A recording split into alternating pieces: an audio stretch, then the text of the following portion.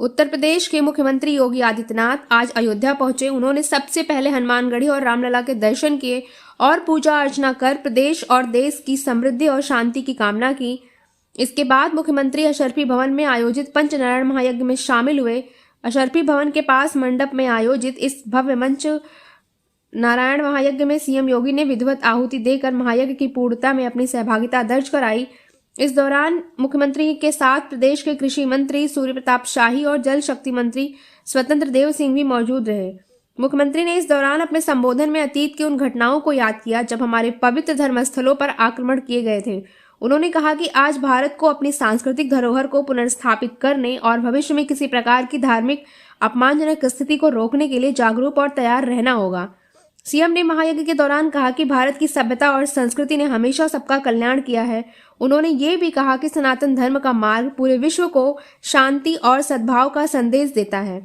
तो ये थे मुख्यमंत्री योगी आदित्यनाथ, जो अयोध्या दौरे पर धर्म और संस्कृति को लेकर बड़ा संदेश देते नजर आए। महायज्ञ में आहुति देने के साथ ही उन्होंने देश को अपनी सांस्कृतिक और धार्मिक धरोहरों को बचाने के लिए जागरूक रहने का आह्वान किया। और इस दौरान उन्होंने क्या कुछ कहा, सुनिए। श्री राम जन्मभूमि, कभी मथुरा में श्री कृष्ण जन्मभूमि, कभी संभल में कल के अवतार की हरिहर भूमि,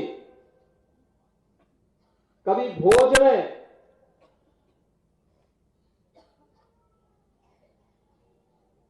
ज्ञान के अधिष्ठात्री देवी मां सरस्वती के पावन मंदिर को नष्ट किया जाता है, तोड़ा जाता है, अपवित्र किया जाता है। इन मंदिरों को तोड़ने से, कभी सोमनाथ का मंदिर अपवित्र किया जाता है, इन मंदिरों को तोड़ने से उनका कुल और वंश ही नष्ट हुआ होगा जिन्होंने इन मंदिरों को अपवित्र किया है। वे फैले फूले नहीं हुए होंगे, लेकिन उन्होंने दिखाया तो। और ये कारण है जब मैं आज पूछता हूं कि भाई जिन लोगों ने मंदिर तोड़े थे उनकी क्या स्थिति है वर्तमान में, तो लोग बताते हैं कि औरंगजेब के परिवार के लोग, उसके वर्तमान खानदान। मुझे कोई एक दिन बता रहा था जबकि कोलकाता के पास वो रिक्शा चलाते हैं, तो मुझे बताओ अगर उसने पुण्य किए होते, इन मंदिरों को तोड़ा नहीं होता तो रिक्शा चलाता क्या?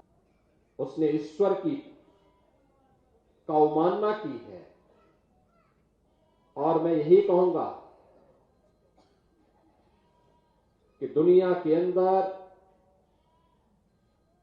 अगर विश्व शांति की स्थापना करनी है तो यह सनातन धर्म ही उसको कर सकता है, केवल सनातन धर्म।